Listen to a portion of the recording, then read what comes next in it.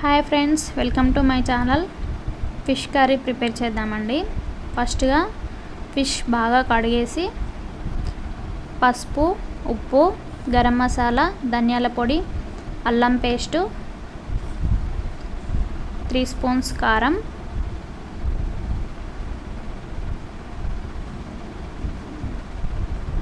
సరిపడా కారం అండి. మీరు ఎంత తింటే అంత వేసుకోండి. మనం తినేదాన్ని బట్టి మేము కారం సరిపడా తింటాము.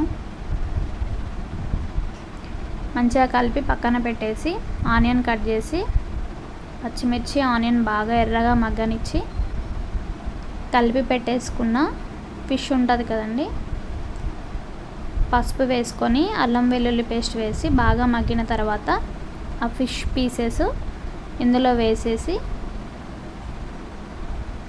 ఒక 10 మినిట్స్ మగ్గిన తర్వాత ఆల్రెడీ నేను చింతపండు పులుసు ప్రిపేర్ చేసి పక్కకు పెట్టేశానండి.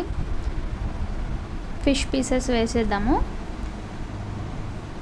వేసిన తర్వాత ఈ పీసెస్ వేసిన తర్వాత ఒక 10 మినిట్స్ పెడదాము.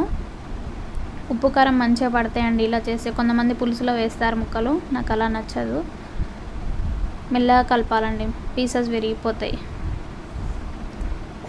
మంచిగా కలిపి కొంచెం ఉడికిన తర్వాత గరం మసాలా 1 స్పూన్, ధనియాల పొడి 1 స్పూన్ వేసి మంచిగా కలిపి కొత్తిమీర, పుదీనా, కరివేపాకు వేసుకోవాలండి. బాగుంటుంది. Fish curry ready. Please like, share, subscribe, follow me అండి.